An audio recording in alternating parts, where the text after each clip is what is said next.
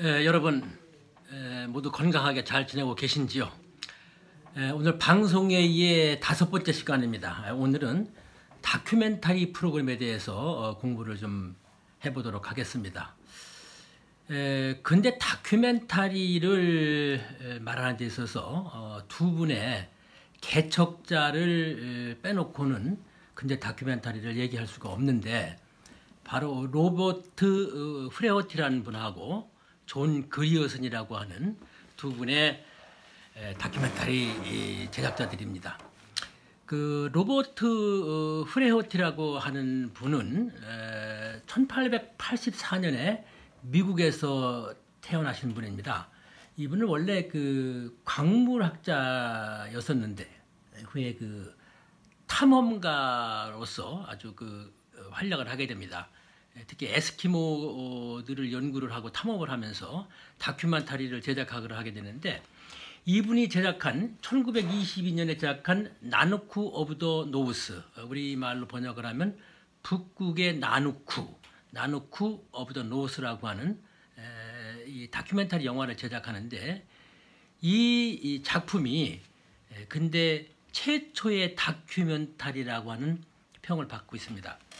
1922년에 제작한 나누쿠 오브 더 노스, 잘 기억해 놓으세요. 세계 최초의 다큐멘터리 기록 영화다. 이거 어떻게 제작을 했냐고 그러면은, 아까 탐험가라고 말씀드렸죠.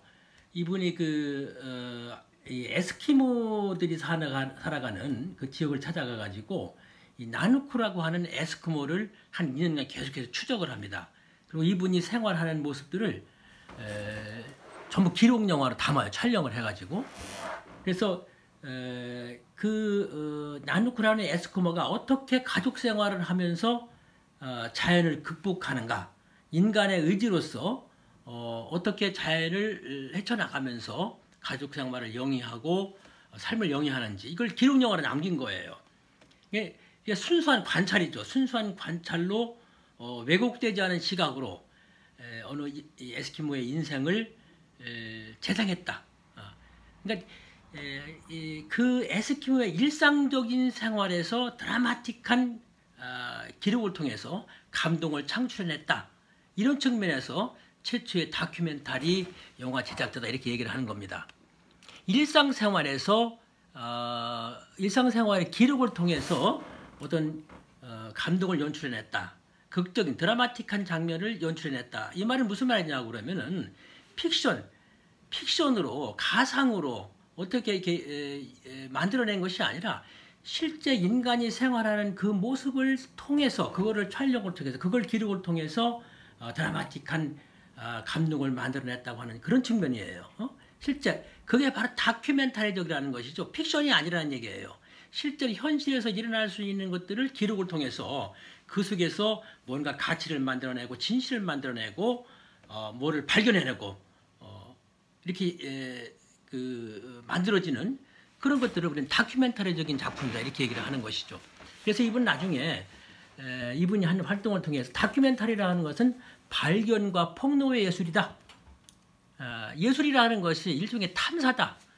무엇을 찾아내는 것이다. 있는 그대로를 발견해내는 것이다. 이렇게 말씀을 하는 겁니다. 그래서 이분이 만들어내는 것이 최초의 어떤 다큐멘터리적인 영화 작품이다, 이렇게 얘기를 하는 것이죠. 그 당시엔 텔레비전이 없었으니까요. 텔레비전은 1950년대 후반 이후에 생기니까, 50년대부터 생기니까 1920년대는 영화니까 다큐멘터리적 기록 영화를 최초적으로 만들었다, 이렇게 얘기를 할 수가 있는 것이죠. 자, 이분과는 한 14년도 뒤에 태어나신 분인데, 1898년에 영국의 스코틀랜드에서 태어나신 존 그리어슨이라고 하는 분이 또 이 다큐멘터리를 얘기하면서 빼놓을 수 없는 분이시죠. 이분이 사실은 다큐멘터리라고 하는 말을 처음으로 만들어내신 분이에요. 이분도 원래 그 기록 영화의 이론적인 토대를 만드신 분이다 라는 그런 평을 받고 있는 분이시죠. 1929년에 뭐 유망어선, 뭐 표류자들, 뭐 이런 것들을 발표를 하셨는데, 이분은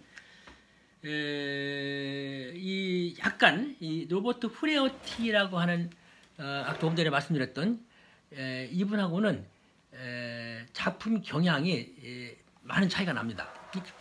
그러니까 로버트 프레어티라고 하는 분은 이 대본도 없고 예측할 수 없는 환경에서 있는 모습 그대로를 촬영을 통해서 카메라를 실제 상황을 담아남으로 인해서 어떤 극적인 요소를 찾아냈다고 한다고 그러면은 이 그리어슨이라고 하는 분은 이 사회적 이야기를 주관적으로 해석해서 그 속에서 진실을 찾아내는 것이 다큐멘터리라고 해석을 하십니다.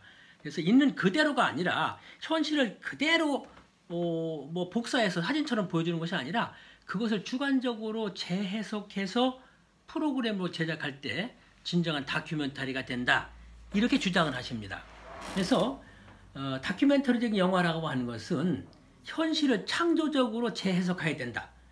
그래서 현실 세계에 대한 어떤 주관적인 생각을 가지고 그것을 어떤 발언적 도구로 여겨서 이분은 그 영국의 서민들의 그 생활, 또 정부 기구라든가 사회적으로 나타나는 여러 가지 문제점을 파헤쳐서 그것을 대안을 제시하고 해결책을 제시하는 계몽적인 그런 작품을 많이 만드셨어요. 그러니까 이 다큐멘터리가 순수하고 예술적이고 어떤 자연적이고 어떤 자연과 인간 간의 투쟁을 통해서 어떤 감성적인 그런 측면 또 현실 모사를 중시를 했다고 그러면은 이 존 그리어슨이라고 하는 분은 어떤 사회학적이고 어떤 사회 목적성적인 그런 작품을 많이 만들었죠. 그래서 어떤 낭만파적인 그런 어떤 인간적 감성을 보여주기보다는 지적 가치, 어떤 메시지를 만들어서 그것을 이성적으로 보여주려고 하는 그런 역할을 많이 했습니다.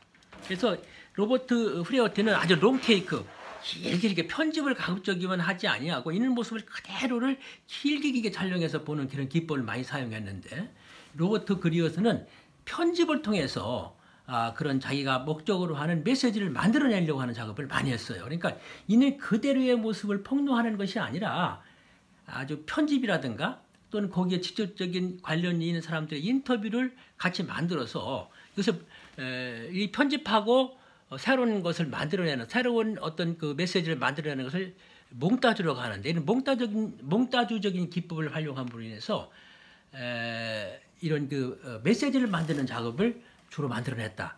두 분은 서로 존경하는 사이지만은 이렇게 대단히 어떤 대립적인 그런 시각을 가지고 있고 이 두 분이 가지고 있던 두 가지의 관점의 시각, 제작 기법 이런 것들이 오늘날에도 서로 극적으로 비교되면서 다큐멘터리의 어떤 그 두 가지 방향 축을 만들고 있다.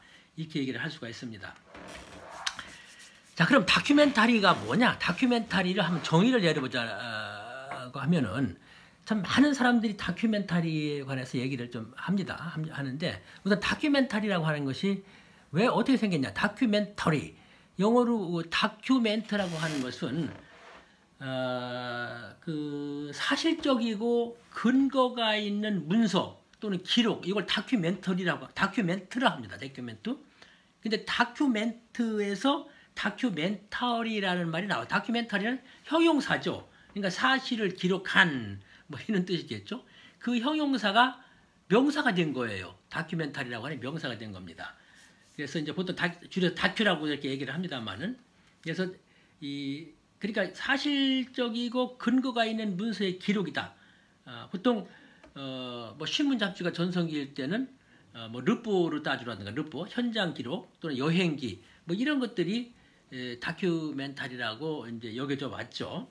뭐 우리 신라의 해초 스님이 왕호 천추국전을 졌는데 그런 것도 여행기라고 본다고 그러면은 여행하면서 느꼈던 사실을 기록해놓고 한 것으로 보면 그 다큐멘터리라고 할 수 있겠죠. 그래서 아까 얘기한 대로 존 그리슨이라는 분이 1920년대에 이 다큐멘터리라는 말을 처음으로 사용을 했어요. 그 당시에는 이제 기록 영화죠. 흑백 필름 영화죠. 필리핀 영화. 그래서 이것이 이제 정착이 되기 시작하면서 텔레비가 나오면서 텔레비에도 다큐멘터리가 정식 프로그램으로 이제 발전을 하게 됩니다. 다큐멘터리를 정의하는 그런 말들은 사람들이 많이 합니다. 조금 전에 얘기했던 대로 로버트 프리어트 같으신 분은 모든 예술은 일종의 탐사고 발견과 폭로의 예술이다 이렇게 얘기를 하고, 그리어스는 조금 전에 얘기했던 대로 사실을 그대로 놓는 것이 아니라 창조적으로 재해석하는 거다 뭐 이런 식으로 얘기를 합니다만은, 여하튼 이 다큐멘터리에 대한 어떤 그 포괄적인 정의를 내린 것은 1948년 체코슬로바키아에서 그런 정의가 이루어집니다. 그래서 이 1948년 체코슬로바키아 수도 프라하에서 다큐멘터리 연맹 회의라는 것이 열리는데 거기서 정의를 내리게 돼요. 그래서 다큐멘터리란 정치, 경제, 문화 등 우리 인간이 살아가는 제반 영역에서 지식과 이해의 폭을 넓혀주고 또 그 욕구를 자극하면서 문제점을 발견해내고 그 문제점에 대한 해결책을 제시하기 위한 목적으로 만들어진다. 그런 목적을 달성하기 위해서는 인간의 이성, 나아가서 감성에 호소하기 위해서 사실을 촬영한 다음에 그거를 진지하고 이치에 맞는 재구성을 통해서 사실의 모든 면을 기록하는 영화를 다큐멘터리적인 영화다 이렇게 얘기를 합니다. 그래서 우리 정치, 경제, 사회, 문화, 우리 인간이 살아가는 모습의 그 모습들에서 어떤 그 정보를 발견하고 또 그 정보에 임해 있는 문제점, 그 문제점을 해결할 수 있는 해결책 이런 것들을 제시하기 위해서 이성과 감성하게 호소하기 위한 그런 제작 방법으로 재구성을 해서 현실을 재구성해서 사실의 모든 면을 담는 거다 이렇게 설명을 합니다. 로버트 실버스톤이라는 분은 이렇게 얘기합니다. 현실에 대한 그 보고가 단순히 사실 그 자체라고 하면 그것은 뉴스다. 그런데 특정 사실보다 뭐 감정이나 뭐 어떤 구성 논리에 한다고 그러면 그건 드라마다. 그런데 그냥 이것도 저것도 없이 그냥 감정에만 호소한다. 그건 오락이다. 다큐멘터리라고 하는 것은 팩트, 사실을 기반으로 하되 이것에 이성적으로 그 이면을 파헤쳐서 진실을 파헤침으로 인해서 이성에 호소하는 것이 바로 다큐멘터리다 이렇게 얘기를 합니다. 그러니까 현실을 그대로 보고하는 건 뉴스가 아니라 그것을 인간의 이성에 호소를 해서 그 속에 숨어있는 이면의 진실을 받아냄으로 인해서 어떤 그 새로운 진실을 계몽하는 그런 수단이 바로 다큐멘터리다 이렇게 실버스톤은 정의를 합니다. 여하튼 이게 이 다큐멘터리 1920년대부터 이런 다큐멘터리 형식의 영화가 발전을 하다가 2차 대전 이후에 1947년부터 50년대부터는 이 텔레비전 그 다큐멘터리의 주요 형식, 텔레비전 프로그램의 주요 형식으로 다큐멘터리가 정착을 하게 됩니다. 그래서 2차 대전 이후에는 이 두 가지 형식으로 발전을 해요. 첫째는 뉴스 다큐멘터리, 또 하나는 테마 다큐멘터리. 이 두 가지 형식, 뉴스 TV 다큐멘터리, 테마 TV 다큐멘터리라는 두 형식으로 발전을 하면서 오늘날까지 이제 발전을 하게 되죠. 이 다큐멘터리는 다른 프로그램과 분명히 차별을, 조금 전에 로버트 실버스톤이 얘기를 했습니다만 조금 구체적으로 어떤 그런 그 차별성이 있느냐. 우선 뉴스와의 차별성이라고 한다고 그러면은 뉴스는 사건과 사실을 신속하고 정확하게 알려주면 끝나는 것이죠. 그러나 다큐멘터리는 조금 전에 얘기했던 대로 그 뉴스나 사건의 이면의 진실을 규명해 주는 것이 바로 뉴스와의 차별성이라고 할 수 있습니다. 드라마나 다른 프로그램과의 차별성이라고 한다고 그러면은 이 다큐멘터리는, 드라마는 픽션을 통해서 가상의 얘기를 하지만은 다큐멘터리는 실제 세계를 소재로 다루면서 그것을 재해석해서 사실을 재구성해주는 그런 스타일로 만들어지는 겁니다. 그러니까 의미 있는 현상들이 그것을 만드는 다큐멘터리 제작자의 관점에서 새롭게 보여주는 기록물이다. 이렇게 얘기를 할 수가 있겠죠. 그래서 다큐멘터리라는 이런 말들을 적용하는 용어들이 몇 가지 있어요. 특히 그 영화나 뭐 이런 그 드라마 같은 데에서 다큐멘터리적인 기법을 사용했다 이런 말을 좀 들어보셨을 겁니다. 이게 무슨 말이냐고 그러면은 이 극영화나 드라마가 픽션으로 만들어지는 거잖아요. 그런데 그 픽션이 사실감과 현장감을 강조하는 듯한 기법을 활용했다 이런 뜻입니다. 그러니까 극영화나 드라마가 픽션 허구는 허구인데 허구 같지 않은 그런 그 제작 기법을 활용을 했다. 그러니까 꾸며낸 이야기지만 실화처럼 착각해지는 기법으로 극영화나 드라마를 만들었다는 얘기입니다. 그러니까 이것을 보통 영어로는 팩트라고 하는 사실이라고 하는 팩트라는 영어와 픽션이라고 하는 영어를 합쳐서 팩션 이런 말도 사용을 합니다. 또 다큐멘터리 사진이라는 말도 쓰죠. 다큐멘터리 사진. 보통 기념사진이나 눈여겨 찍은 사진, 예쁘게 찍은 사진 이런 사진과는 개념이 다른 거죠. 차원이 다른 개념으로 어떤 문제의식과 고발정식이 있는 그런 것들이 그러니까 있는 그대로 팩트를 기록 그 현장 기록으로 찍은 사진이지만은 그 사진에는 연출이나 재현이 아니지만은 그 속에는 문제의식과 고발정신이 전체적으로 있을 때 우리는 그런 사진을 다큐멘터리적인 사진이다 이렇게 얘기를 합니다. 그런가 하면은 다큐멘터리 정신이라는 말도 사용을 해요. 다큐멘터리 정신이라는 말은 불의와 악에 대응해서 이를 고발하고 끝까지 진실을 탐구하는 정신을 말합니다.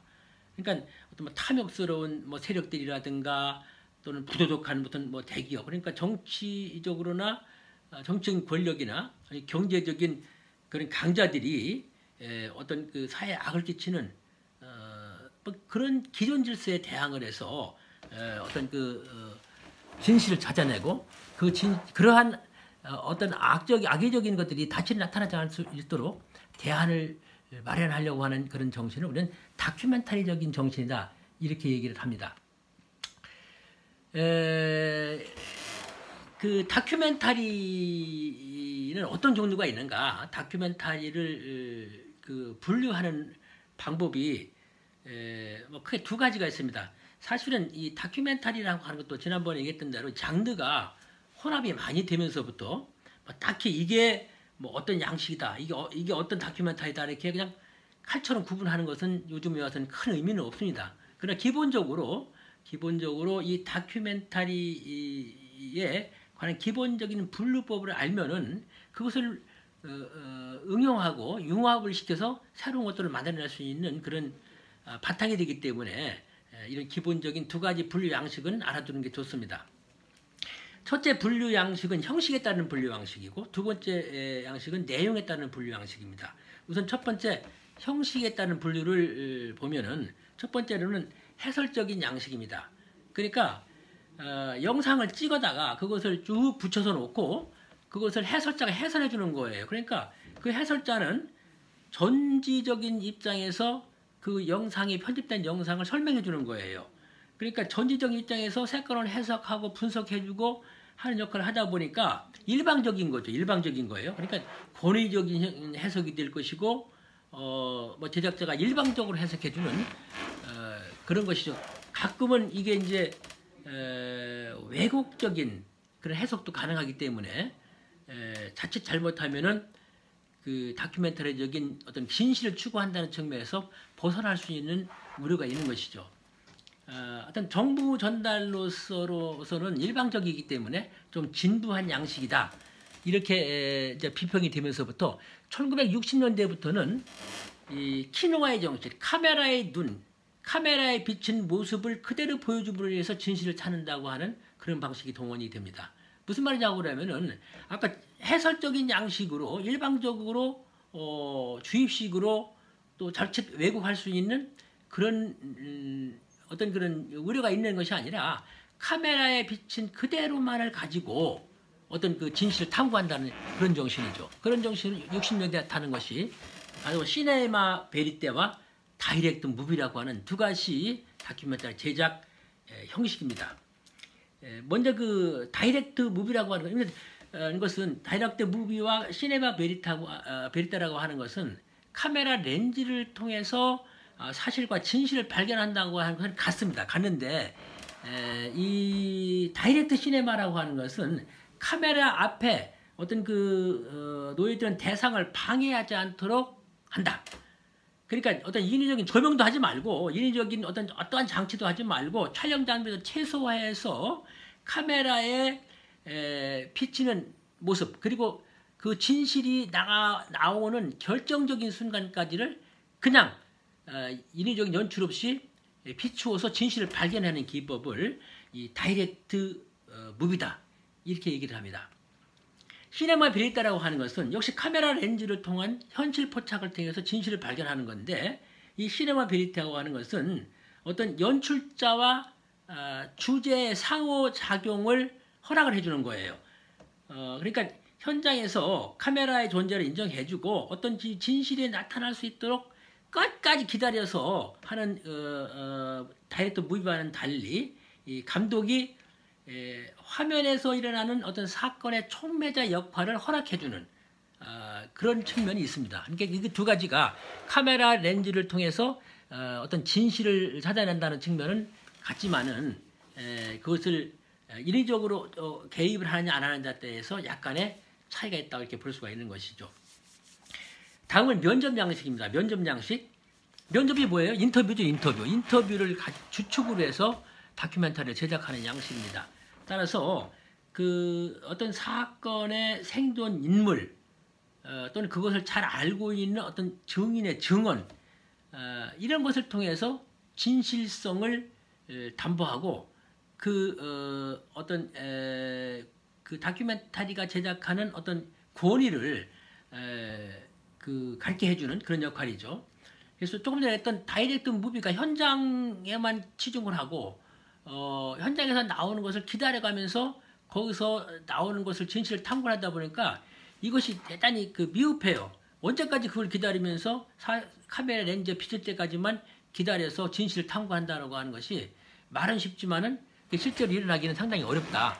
그래서 이 다이렉트 무비의 한계를 극복하기 위해서 만들어내는 것이 바로 인터뷰 중심으로 이루어지는 그런 면접 양식으로 발달하게 됩니다. 특히 미국의 여성, 인종, 종교 문제, 진보, 사회운동에 관한 이런 프로그램들이, 그런 다큐멘터리들이 많이 이루어지긴 했는데, 우리나라도 이제, 전에 이제 없어졌습니다만, KBS의 추정 60부조라든가, SBS의 그것이 알고 싶다라든가, MBC의 스트레이트나 피디수첩, 이런 것들이 바로 그런 면접 양식으로 이루어지고 있죠. 그리고 형식적인 분류 또 하나를 본다고 하면은 자기 반성적 성찰 양식이다 하는 것이 하나 있어요. 이거는 시청자들에게 내가 프로그램을 지금 어떻게 제작하고 있는가, 제작 과정을 노출시켜 줍니다. 그래서 결과만 보여주는 것이 아니라 제작하는 그런 과정을 시청자와 함께 보여주면서 어떤 다큐멘터리의 그 진실을 같이 함께 찾아가는 듯한 그런 양식으로 프로그램을 제작하는 것입니다. 두 번째에 분류하는 양식으로는 내용에 따른 다큐멘터리를 분류하는 겁니다. 내용에 따라서 이렇게 내용에 따라 분류하는 것은 탐사 다큐멘터리라든가 시사 다큐멘터리, 휴면 다큐멘터리, 자연 다큐멘터리, 환경 다큐멘터리, 역사 다큐멘터리. 그러니까 그 내용 무엇을 주제로 해서 무엇을 내용으로 다루느냐에 따라서 다큐멘터리를 분류하는 그런 방식이죠. 먼저 탐사 다큐멘터리라고 하는 것은 이 사회 문제를 다루는 고발성 다큐멘터리가 주가 되죠. 그래서 이 사회 부조리를 고발하고 사회 감시 기능을 수행하는 것이 바로 주 목적이죠. 그래서 피해를 받는 대다수 국민들의 입장에 서서 어떤 아까 말했던 대로 정치 권력이라든가 또는 사회 관력 또는 경제적으로 어떤 있는 사람들이 이런 약자들을 괴롭히는 그런 사람이 있다고 한다고 그러면은 그것이 왜 그런 현상이 일어나는가라고 하는 것을 이면을 파헤치고 다시는 그런 일이 일어나지 않도록 대안을 제시하고 그러한 법률이 제정할 수 있도록 끝까지 파헤치는 그런 정신이죠. 추정 60 피드수첩 그걸 아까 말했던 2580 같은 그런 것들이 탐사 프로그램이 대표적인 그런 프로그램이긴 합니다만은 근데 자칫 이 프로그램을 제작하다 보면은 이 정치권이나 특정 단체, 특히 종교 단체 이런 데 압력이 굉장히 많이 들어옵니다. 그래서 어떤 사회 정의를 실현하겠다고 하는 어떤 그 투철한 사명의식 또 저널리스트적인 감각 이런 것이 상당히 요구되는 그런 프로그램이 바로 탐사 프로그램이다 이렇게 할 수가 있겠죠. 그 다음은 가장 수요가 많은 것이 시사 다큐멘터리입니다. 시사 다큐멘터리. 이것은 그 뉴스나 또 정보성 혹은 이슈를 제기하는 그런 다큐멘터리죠. 그래서 시사에 관련 사건, 인물들을 파헤치는 그런 다큐멘터리입니다. 그러니까 그 시사 사건이 적절한 타이밍에 즉각적으로 대응하는 것이 욕체가 되는 것이죠. 그래서 시사 다큐멘터리를 제작하는 목적은 어떤 그 정보를 전달해주는 단순한 의미로 끝나는 것이 아니라 그 정보와 가진 의미를 해석해서 제공해주는 것이 시사 다큐멘터리를 만드는 목적입니다. 그래서 심층 취재를 통해서 그 정보 이면에 있는 진실을 부각시켜주고 특히 정의와 공존, 인권, 가족 뭐 이런 인류의 보편적인 가치를 공유해주기 위한 목적으로 제작되는 것이 이 시사 다큐멘터리를 할 수 있겠죠. 그 다음에 자연 다큐멘터리가 있습니다. 자연 다큐멘터리. 인간과 자연이 공생하는 새로운 세계관을 모색하기 위해서 만드는 프로그램이 바로 자연 다큐멘터리입니다. 그래서 자연과 환경을 소재로 하기 때문에 그 가치를 고양을 하고 생명 중심, 자연 휴기를 꾀하는 철학이 이 다큐멘터리에 담겨 있습니다. 그래서 그 생명과 환경의 가치를 다루기 때문에 당연히 자연과 그 동식물의 소재가 많이 다루어지죠. 특히 이 자연 다큐멘터리라고 하는 것은 이 자연을 취재를 하고 동식물을 취재하려다 보니까 시간이 굉장히 많이 들어요. 제작 기간이 굉장히 많이 걸리고 때로는 막 1년도 걸리고 또는 몇 년이 걸릴 수도 있겠죠. 그리고 특수한 장비 같은 걸 많이 사용하니까 그 제작하기 위해서 뭐 1년, 2년씩 막 출장을 사람들 보내야 되죠. 그러면 당연히 또 특수 장비를 사용해야죠. 하다 보니까 많은 예산과 노력이 들어간다는 것이 참 그 특징이라고 할 수 있겠죠. 그리고 옛날에는 이 동식물의 생태 같은 것들에 관한 연구가 많이 이루어지지 않아서 카메라로 찍어서 촬영을 막 1년을 하고 편집을 해본 다음에 이렇게 되는구나 하고 결론을 내리는 방식, 그게 귀납적 방식이라고 했는데 그런 식으로 프로그램을 제작했습니다만은 요즘은 연구가 많이 돼서 이미 어떻게 된다는 사실을 알고 그것을 촬영을 해서 미리 결론을 알면서 촬영하는 연역적인 방법으로도 지금은 많은 그런 프로그램들이 제작이 되고 있습니다. 특히 이 자연 다큐멘터리에 있어서 인위적으로 자연 현상이 일어나는 모습을 연출해서는 안 돼요. 잘못하면은 생태계를 왜곡시키는 그런 결과를 가져올 수가 있겠죠. 따라서 생태계를 왜곡해서도 안 되고 또 만약에 그렇게 시청자의 오해가 있을 때는 반드시 자막으로 이런 그 연출을 했습니다라는 것을 밝혀줘야 돼요. 그렇지 않으면은 나중에 사회적으로 큰 문제가 됩니다. 법적으로도 큰 문제가 될 수 있겠죠. 그래서 이런 것은 대단히 조심해야 되겠다.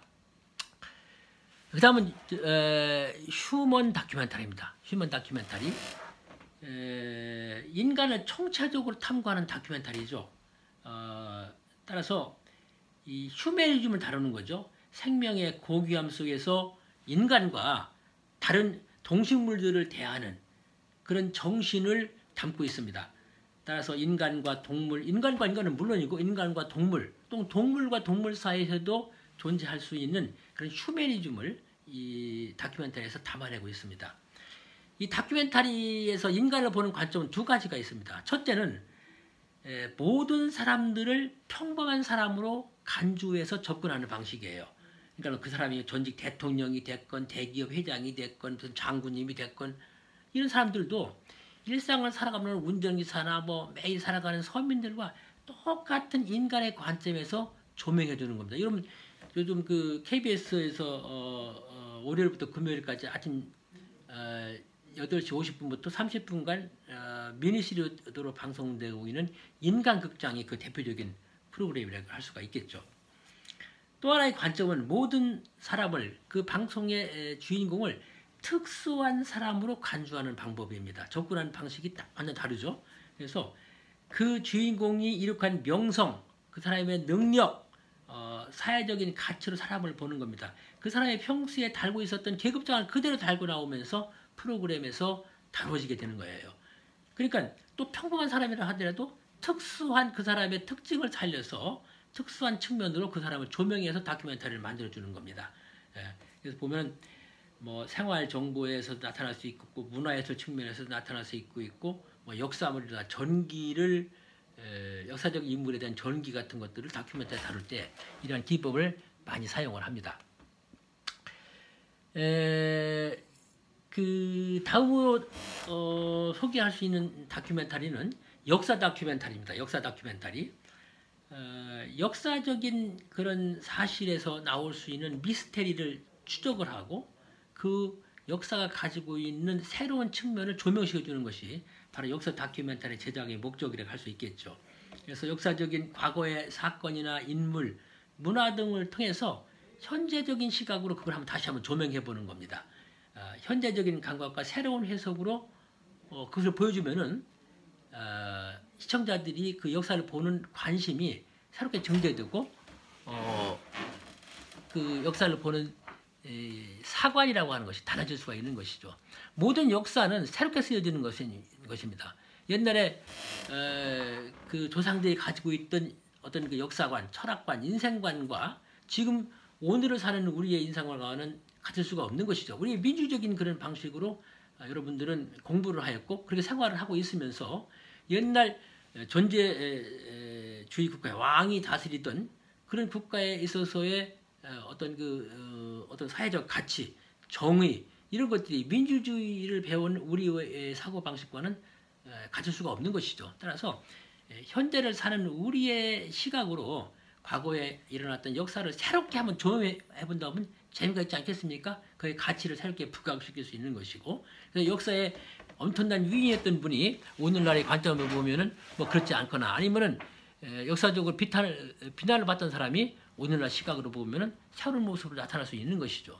그래서 이러한 모습들을 현대적인 시각으로 새롭게 조명해 보는 것이 바로 역사 다큐멘터리라고 하는 것이죠. 따라서 이 역사 다큐멘터리를 만드는 제작자의 역사의식이라고 하는 것이 바로 그 다큐멘터리의 내용과 주제와 전개 방식을 결정할 수 있다고 이렇게 얘기합니다. 다큐드라마라고 하는 것은 드라마 다큐멘터리 또는 다큐드라마라고 하는 것은 다큐멘터리라고 하는 기조를 갖고 있으면서 부분적으로 드라마를 거기에 붙이는 거예요. 드라마 형식을 가미시키는 융합시키는 그런 형식입니다. 그러니까 이게 물론 다큐멘터리니까 허구가 아닌 실화를 다룰 수밖에 없는 것이죠. 근데 그 실화인데 그거를 지금 아주 옛날 얘기라서 어떠한 그거를 현실 실제 팩트가 포함된 어떤 영상을 만들어낼 수가 없거나 찾아낼 수가 없을 경우에 이런 것을 많이 쓰는 것이죠. 따라서 기록성이 강한 아이템을 드라마 기법을 이용해 가지고 재구성을 시키는 거예요. 그래서 역사적 사건은 물론이고 우리 지금 살아가는 이 시대에 다양한 주제까지도 다룰 수가 있습니다만은 그러니까 이런 그 드라마라고 하는 것은 그냥 뭐 픽션으로 만들어서는 안 되겠죠. 픽션으로 만들어지면은 그 다큐멘터리에 포함될 수가 없기 때문에 그 드라마를 만들 때에도 어떤 역사적인 기록, 그러니까 법원의 재판이 있다든가 뭐 증언자들의 증언이 있다든가 어떤 그 조사 결과가 있다든가 하는 것들을 토대로 해서 그것을 가지고 드라마틱하게 구성을 해줘야 된다는 것이죠. 그래서 그러니까 다큐멘터리 순수한 다큐멘터리 방식으로는 그 의미 전달이 어렵다라고 하면은 바로 이 배우들을 이용해서 어떤 그 연기자들의 표정과 대사, 극적 갈등과 해소, 인과관계 뭐 이런 그런 드라마적 기법을 활용해 가지고 감정을 이입해서 다큐멘터리로 순수한 다큐멘터리만 가지고 표현할 수 없는 부분을 감정 이입을 시켜주는 그런 기법을 사용을 하는 것이죠.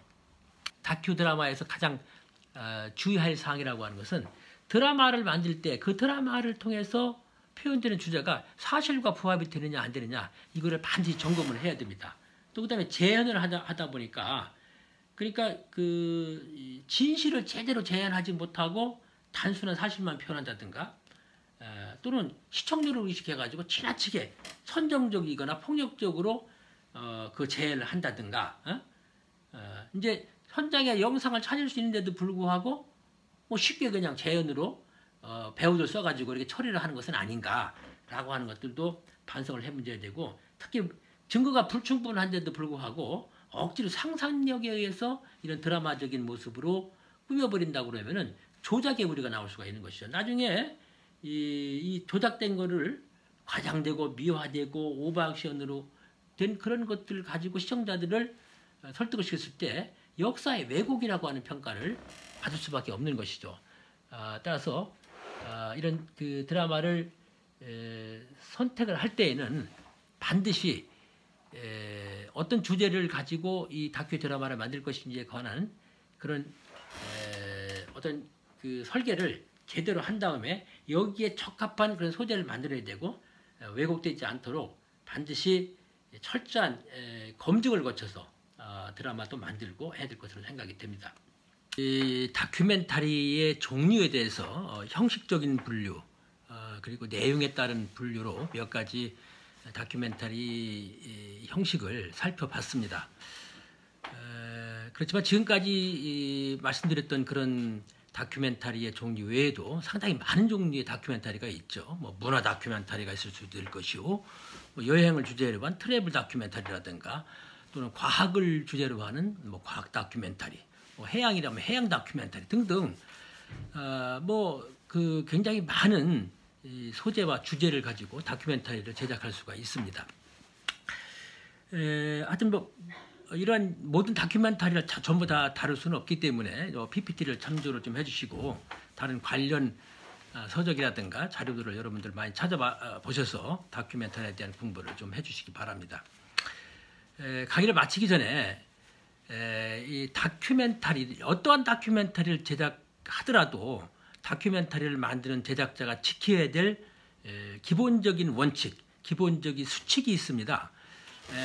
세계적인 공영방송사라고 할 수 있는 영국의 BBC에는 이러한 다큐멘터리를 제작하는 지침을 모든 제작자들이 지킬 수 있도록 아주 공표를 하고 있어요. 보통 그 지침에서 말하는 것을 7가지로 요약을 할 수 있는데, 이거를 한번 소개를 해드리면서 이 시간 강의를 마칠까 합니다. 이 BBC 다큐멘터리 제작 지침에서 가장 첫 번째는 다큐멘터리는 사실적인 주제를 심층적으로 다루어야 한다입니다. 사실적인 주제를 심층적으로 다뤄야 된다. 어떤 그 제공하려고 하는 정보를 단순하게 정보 제공으로 그쳐서는 안 된다는 것이죠. 이것을 어떤 내가 무슨 얘기를 할 것인가, 그 주제에 대한 단순한 정보 제공이 아니라 내가 말하고자 하는 바에 대해서 시청자가 깊이 사고하고 그것을 충분히 이해할 수 있도록 심층적으로 취재를 해서 시각을, 자기가 생각하는 시각을 제시를 해줘야 된다라는 그런 뜻입니다. 두 번째 지침은 다큐멘터리는 직접적인 방법으로 주제를 제시를 해야 된다 라고 하고 있습니다. 직접적인 방법으로 한다는 얘기는 뭐 스튜디오에서 토론을 통해서 이렇게 뭐 전문가들이 이렇게 얘기하고 하는 그런 정도로 방송을 제작해서는 안 된다는 얘기죠. 따라서 다루고자 하는 그 주제가 나타날 수 있는 현장에 팩트를, 카메라를 그쪽에 가지고 가서 직접 그 팩트와 관련되는 사실을 촬영을 해서 이것을 통해서 주제를 시청자들에게 전달해야 된다, 이런 얘기죠. 세 번째는 다큐멘터리는 창조적이어야 한다입니다. 창조적이어야 한다.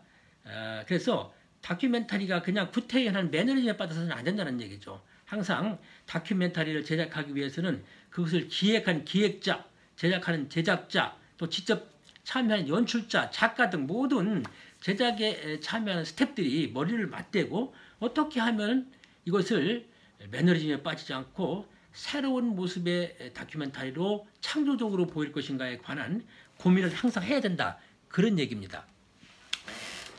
네 번째에 가면은 이 다큐멘터리 연출자는 충분한 시간을 가지고 제작에 임해야 된다, 이렇게 되어 있습니다. 그러니까 이런 뭐 뉴스 프로그램, 사건 발생하는 뉴스를 빨리 취재를 해가지고 빨리 신속하게 보도를 하는 일반 뉴스와는 다르게 제작해야 된다는 뜻이죠. 그래서 이 BBC에서 보통 한 사람의 다큐멘터리 제작자가 1년에 제작할 수 있는 프로그램은 50분짜리 2편으로 제한하고 있어요. 그만큼 사전 조사도 열심히 해야 되고 또 편집하는 데도 충분한 시간을 들여야 되고 또 그 프로그램을 제작하는 주제에 대해서는 어떤 전문가보다도 더 충분한 지식을 가질 수 있도록 준비를 철저히 하라, 이런 얘기죠. BBC에서 제작하는 어떤 그런 내셔널 지오그래픽 같은 뭐 그런 유형의 다큐멘터리 같은 경우는 보통 뭐 한 3년, 4년 걸리는 다큐멘터리들이 대단히 많습니다. 그만큼 충분한 시간을 가지고 충분한 사전조사, 편집, 그리고 그런 내용을 담을 수 있는 여러 가지 지식을 확보하는 시간을 가지고 다큐멘터리 제작자는 제작에 임하라, 그런 뜻입니다. 5번짜리는 조금 전에 언급한 것과 비슷하긴 합니다만은 다큐멘터리는 형식이 다양하다는 것을 잊지 말라는 거예요. 다양한 형식을 만들어가는 거죠. 그러니까 매거진 형식으로 짧은 그런 그 프로그램부터 시작을 해가지고 몇 시간짜리 갈 수 있도록 다룰 수도 있고, 또는 현재, 과거, 미래에 속하는 주제에 맞추고 어떤 프로그램을 다루냐의 형식에 맞도록 하기 위해서 다큐멘터리 형식을 거기에 주제에 맞추도록 다양한 방법으로 연구를 해서 제작을 해야 된다, 그런 뜻을 내포하고 있는 것이죠. 6번째 지침은 다큐멘터리는 허구적 사실을 이용해서는 안 된다, 이렇게 되어 있습니다. 다큐멘터리는 사실, 팩트를 가지고 그 팩트, 그 사실 이면에 숨어있는 진실을 찾아내서 보여준다고 그랬죠. 따라서 허구적인 내용을 다루는 순간 그 다큐멘터리의 생명력은 떨어지는 겁니다. 서구력도 떨어지는 것이죠. 따라서 어떤 논의의 여지가 없는 뭐 그런 그 사실을 다룰 때야 뭐 별 문제가 없겠지만은, 여러 사람들이 다양한 의견을 가지고 있는 그런 주제를 다룰 때 하더라도 그것을 설득시키기 위한 방법으로 허구적인 사실을 거기에 도입시켜서는 절대로 되지 않는다, 이런 얘기입니다.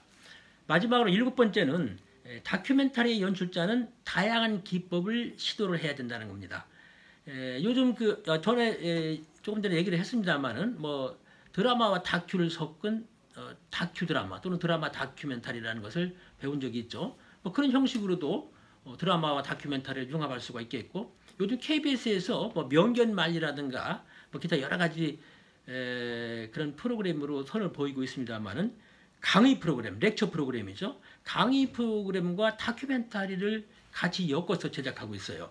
그래서 강의, 렉처와 다큐멘터리가 융합된 렉처멘터리라는 프로그램들이 방송이 되고 있고, 이런 형식은 여러 방송사에서도 많이 도입을 하고 있습니다. 그래서 다큐멘터리가 가지고 있는 어떤 본질적인 그런 내용을 해치지 않은 범위라고 한다고 그러면은, 시청자의 관심을 끌고 또 주제를 명확하게 전달하기 위해서, 또 재미있게 전달하기 위해서 뭐 드라마적인 그런 기법을 사용한다든가, 또는 저널리스트적인 접근을 한다든가, 아니면은 뭐 영화적인 기법을 활용한다든가, 그런 식으로 해서 그 시청자에게 내가 생각하고 내가 전달하려고 하는 주제를 효과적으로 전달시킬 수 있는 그런 방법을 얼마든지 다양한 기법을 활용해서 시도를 할 수 있다, 이렇게 얘기를 하고 있습니다.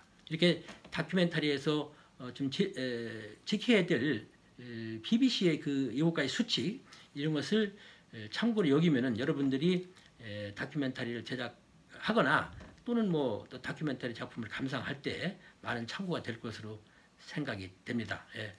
오늘 이 다큐멘터리의 개념, 다큐멘터리의 여러 가지 이 모습에 대해서 강의를 좀 했습니다만은, 짧은 시간이라서 충분한 그런 이해를 시키는 데는 부족하리라고 생각을 합니다. PPT를 좀 참조를 해주시고, 다른 참고 서적이나 또는 그 블로그라든가 뭐 이런 자료들을 많이 활용을 해서 여러분 다큐멘터리에 대한 인식을 좀 깊게 해주시기를 부탁을 드리겠습니다.